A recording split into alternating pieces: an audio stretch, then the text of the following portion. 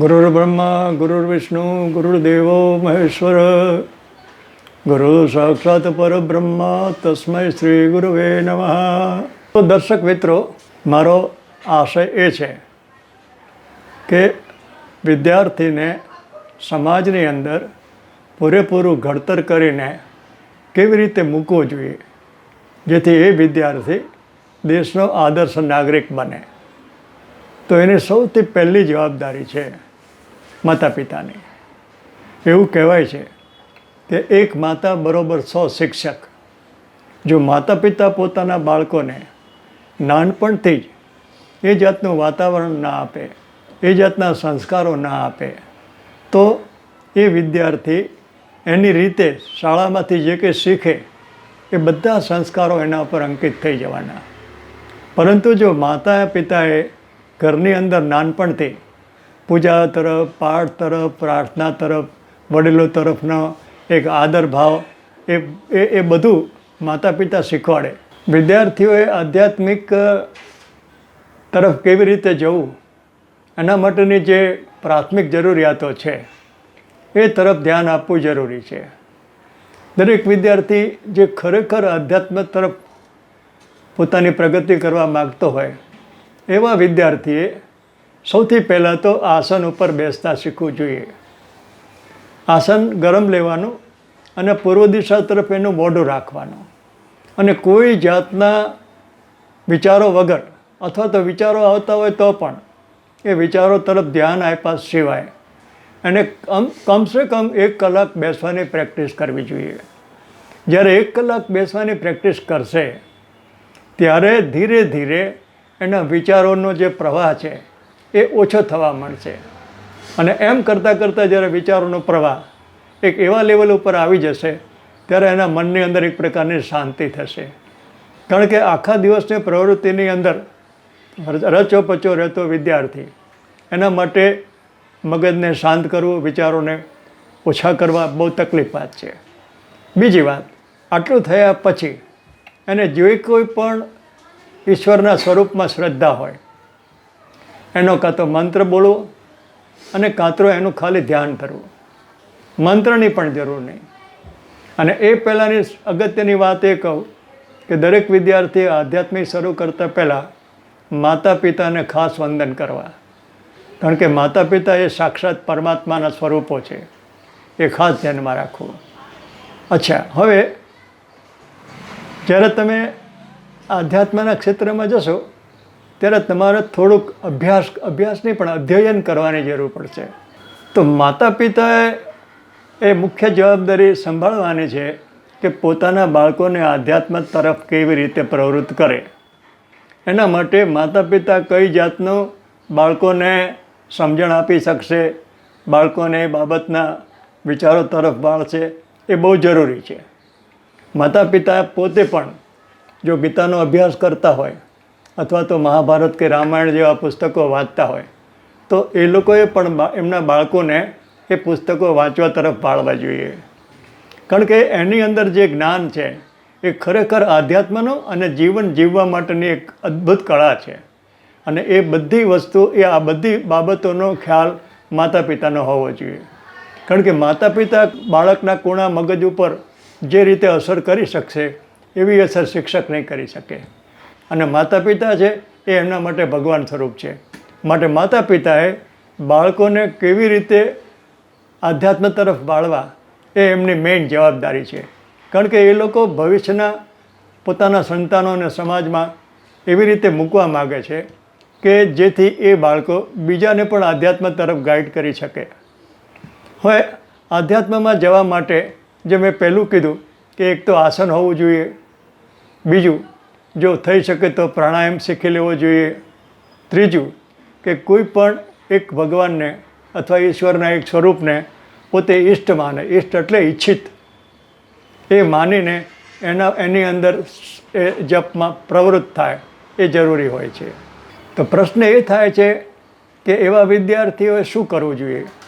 તો આસન ઉપર બેઠા પછી પોતાના બંને નાકમાંથી જે શ્વાસ ચાલે છે એ શ્વાસના ઉપર ધ્યાન રાખવાનું. શ્વાસ જ્યારે અંદર લઈએ છીએ, અંદર કેટલી સેકન્ડ અંદર રોકીએ છીએ અને કેટલી સેકન્ડમાં બહાર કાઢીએ છીએ. એટલે શરૂઆત જો જમણા નાકથી કરો તો જમણા નાકથી શ્વાસ લો, અંદર રોકો 3-4 સેકન્ડ, પછી એકદમ ધીરે ધીરે ધીરે ધીરે ડાબા નાકથી બહાર કાઢો. પછી ફરીને તમે ડાબા નાકથી શ્વાસ લો, 3-4 સેકન્ડ સુધી એને રોકી રાખો અને પછી જમણા નાકથી બહાર કાઢો. આવું 51 વખત તમે કરો, એટલીસ્ટ 51 ટાઈમ. આટલું કરશો ને તો તમને તમારી અંદર એક દિવ્ય અનુભૂતિઓ થવા મળશે. અને એ દિવ્ય અનુભૂતિઓ જ્યારે થવા મળશે ત્યારે તમે ઓટોમેટિકલી આધ્યાત્મ તરફ વળવાની તમારી ઈચ્છા થશે. તમને એમ થશે કે અમારી ભીતરમાં આટલી બધી જબરજસ્ત અદ્ભુત વસ્તુઓ છે, અદ્ભુત દિવ્ય છે, એનું જ્ઞાન જ અમને નહોતું. અને આ જ્ઞાન છે ને શાળાની ચોપડીઓમાંથી કે ત્યાંથી નહીં મળે. તમે એક વાત ધ્યાન રાખો કે સ્ટુડન્ટનું અંગ્રેજી વિદ્યા નથી. સ્ટુડન્ટ મીન્સ સ્ટડી, અને સ્કૂલ એટલે કોઈ પણ જગ્યાએ વિદ્યાલય નથી. સ્કૂલ એટલે સ્કૂલ. પણ આપણું જે છે એ વિદ્યા મંદિર છે અને આપણને વિદ્યા માટે મૂકવામાં આવે છે. એટલે આપણે વિદ્યા અર્થી છીએ. તો સા વિદ્યા વિમુક્તય, જે વિદ્યા આપતા આપણને બધી બાબતોમાંથી મુક્ત ના કરી શકે એ વિદ્યા નથી, એ ટીચિંગ છે. અથવા તો આપણને આપણા ભણતર પછી આપણને આપણું જીવન કેવી રીતે વ્યવહાર ચલાવવો એ માટેનું એક માર્ગદર્શન છે. એટલે જેને ખાસ આધ્યાત્મિક તરફ જવાની ઈચ્છા હોય દરેક વિદ્યાર્થીઓએ અમુક તો ધ્યાન રાખવાનું કે કોઈ પણ ખરાબ સંગતમાં નહીં જવાનું. નંબર 1, એવા બધા વિદ્યાર્થીઓના સંગ દોષથી દૂર રહેવાનું. જો તમે એવા સંઘમાં રહેશો તો એવા સંઘની ઇફેક્ટ તમારા ઉપર થવાની પૂરી શક્યતા છે. માટે આ ખાસ ધ્યાનમાં રાખવાનું કે તમારા મિત્રો કેવા છે. જો તમારા મિત્રોનું પણ આધ્યાત્મિક લેવલ હશે તો એ તમારી અંદર એક પૂરક તરીકે પ્રૂવ થશે. અને માતા પિતાએ પણ એ ધ્યાનમાં રાખવાનું પોતાના બાળકો ક્યાં જાય છે, કોની સાથે બેસે છે, એમની સંગતિ કેવી છે. અને એ ધ્યાન રાખ્યા પછી જ્યારે એ વિદ્યાર્થીમાં એક જાતની સમજ પેદા થઈ જશે અને પોતાનો આત્મવિશ્વાસ પ્રગટ થઈ જશે, પછી એના માટે બહુ જ ચિંતાની જરૂર નહીં રહે. કારણ કે એનામાં એક વિવેક જાગૃત થઈ ગયો હશે અને એ વિવેક જાગૃતિ માટે જ આધ્યાત્મની જરૂર છે. એટલે હું આપ સૌને વિનંતી કરું છું કે આપના બાળકો આધ્યાત્મિક માર્ગે વળે એ માટેના તમે સઘન પ્રયત્ન કરો અને એમાં ઈશ્વરના આશીર્વાદ હોય જ. માતા પિતાએ અને વિદ્યાર્થીઓએ વિચારવું જોઈએ કે આધ્યાત્મિક શા માટે જરૂરિયાત છે. આધ્યાત્મિકની જરૂરિયાત પહેલાં તમે એક આ શબ્દને સમજો કે આત્મા તરફ, પોતાના આત્મા તરફ સન્મુખ થવું એ માટેના જે કંઈ બી પ્રયત્નો હોય અને એ પ્રયત્નોને અંતે તમને જે પરિસ્થિતિ પ્રાપ્ત થાય એ આધ્યાત્મ. હવે આ આધ્યાત્મ છે એમાં એક શબ્દ આવ્યો વિવેક. તો વિવેક છે અનુભવથી થાય છે.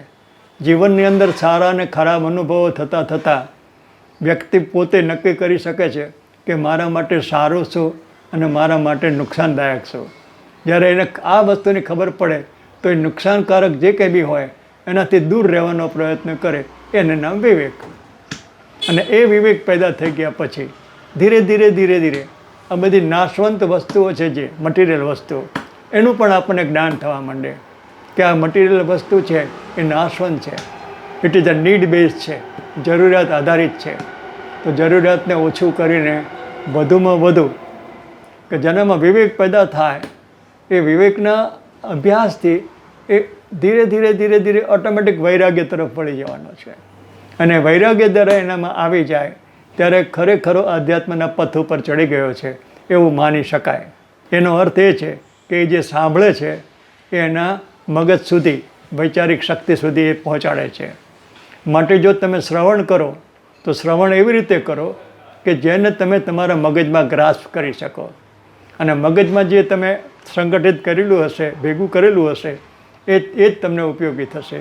બાકી પ્રવચનો સાંભળવાથી એક કાનમાંથી સાંભળીને બીજા કાનમાં કાઢી નાખવાના, અથવા તો પ્રવચન સાંભળ્યા પછી ખાવા પીવાની આદતોમાં એમાં કોઈ જાતનો ફેરફાર ના થાય, આ બધી વસ્તુઓ છે એ તમને આધ્યાત્મ તરફ નહીં લઈ જાય. પરંતુ પ્રવચન સાંભળ્યા પછી જો તમે એનું મનન કરશો, ચિંતન કરશો મગજ દ્વારા, દિમાગ દ્વારા, તો તમને એમાંથી આગળ ને આગળ રસ્તો પ્રાપ્ત થશે. એટલે હું મારા બધા વાલી મિત્રોને વિનંતી કરું છું કે આપ લોકો સઘન પ્રયાસ કરીને આપના બાળકો કેવી રીતે અધ્યાત્મ તરફ વળે એના માટે આપ લોકો સજાગ રહો એવી મારે આપ સૌને અપીલ છે.